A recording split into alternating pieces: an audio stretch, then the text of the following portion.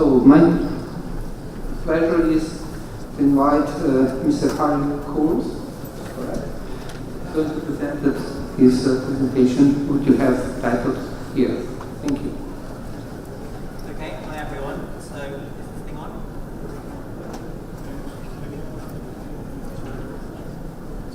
Yes. Okay, that's a bit better. Okay, so I'm going to be talking about interaction of defects in structures. This is quite an important topic in structural integrity assessment because in integrity assessment procedures, if you observe or anticipate having multiple flaws in a structure, then in assessing that structure you need to have some way of understanding how those two flaws or more flaws interact with each other. And if they do interact, taking that into account in the assessment or otherwise ruling that interaction out. So there's a few things that you can do if they do interact. You could consider each flaw, well, if they don't interact, you could consider each flaw separately.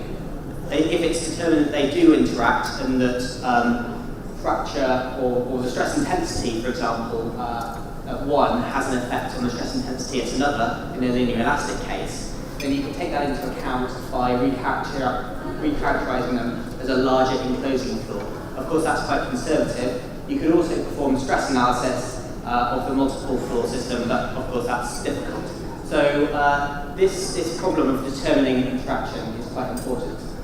Here's an example of an interaction criterion that's used for cracks in structures in the British R6 assessment procedure, which is used for assessment of nuclear structures, and also it's used in the BS 7910 assessment method.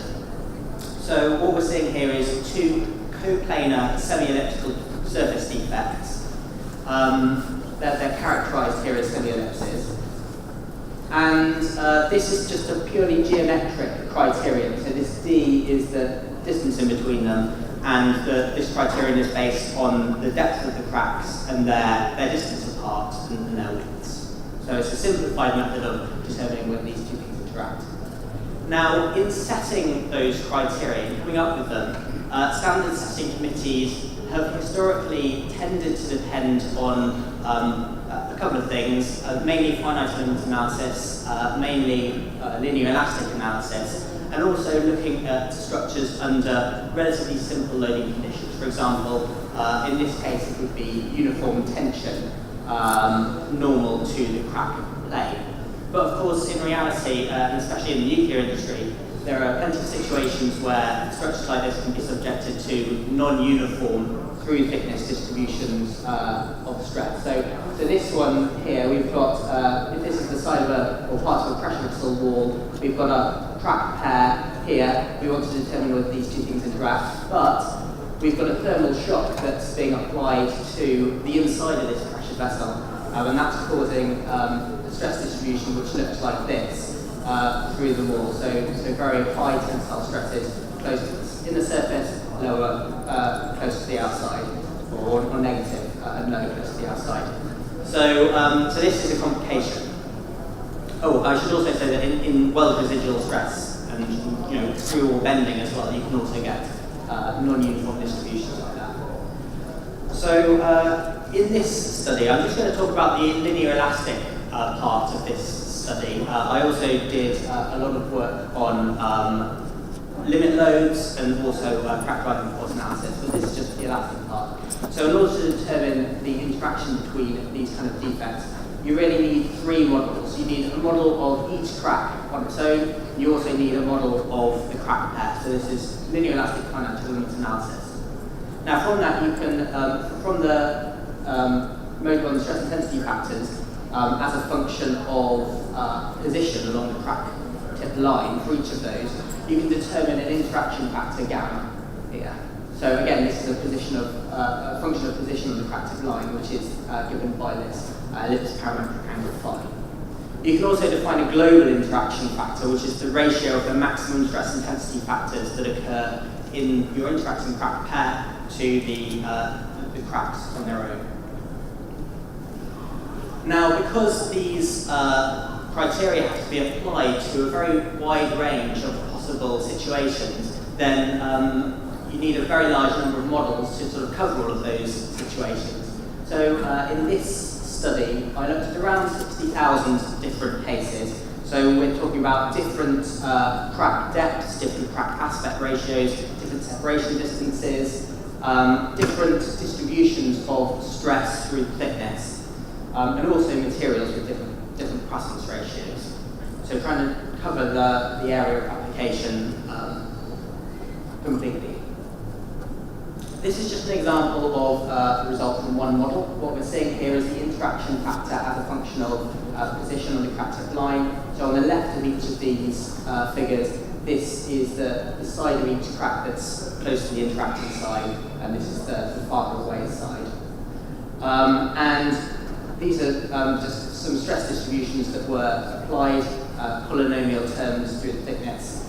And we can see that, as you'd expect, interaction is greatest where the cracks approach closest. But more interesting is that the uniform tension case does not give a bounding solution for the interaction factor. So we get an enhanced degree of interaction under these non-uniform through thickness distributions. Now, if we apply that criterion that I showed earlier on, so that's the criterion for these coplanar defects, to all of these cases. Actually, I'm showing about 7,000 different cases here, the different geometric cases, that is. So if we apply that and look at for each case, firstly whether it is classified by that criterion as either interacting or non-interacting, and also look at the actual global interaction factor that we calculate through FEA, we can build up this histogram here. So if we have a lot of green over here, that's showing that cracks which aren't interacting strongly are being classified as being non-interacting. So that's good. But if we have lots of green over here, it means things that are where the stress intensity factor is being raised by say 30%, is being classified as non-interacting, even though it clearly is interacting to some degree. So for the R6 and BS7910 criterion, when these flaws are subjected to uniform tension, we get about 78 crack pairs classified as non-interacting with a global interaction factor of more than 1.1. So that's not too bad. That's out of 7,000 or so.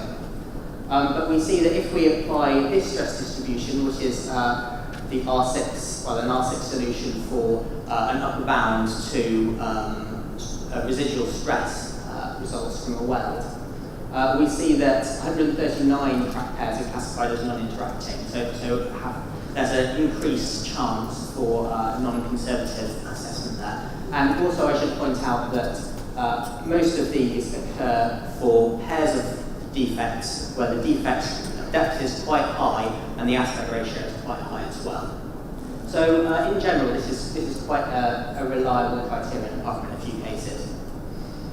As part of this work, I also determined wave functions for the interaction factors for pairs of twin surface cracks subjected to an arbitrary through thickness loading. And I'll just point out a paper later on where you can find that wave function solution based on the Schoen Blinker analysis. So if you need to use that in the future, it's there. These are just showing comparisons between the wave function from the interaction factor from the wave function method and the interaction factor calculated by FEA, so that's quite accurate. Okay, so to conclude then, I've restricted this analysis to linear elastic fracture mechanics at the moment, but it's clear that the through thickness distribution of stress, as you would expect, does influence the degree of interaction that occurs here.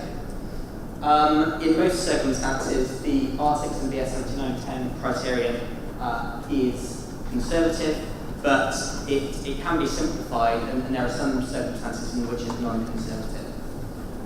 So this is part of an ongoing piece of work which is supporting the development of BS7910 and specifically the interaction criteria that are used within BS7910. In the 2019 edition, the rule that I showed earlier on will be changed to this one here. So this is the distance between the two defects. The cutoff will be the maximum of each crack depth, and there won't be any consideration of the crack width. It was found that this is perfectly adequate for any flaw combination except these very deep cracks. And also as part of that, we're looking at reviewing the plastic collapse solutions for interacting defects and also looking at crack width. So thanks very much for your attention. Maybe there'll be a bit of time for some questions at the end, but I'd just like to draw your attention to these. So all of this work is published in IJPVP, and also there was a paper in the last ASME PVP conference. So thanks very much for your attention. Thank you.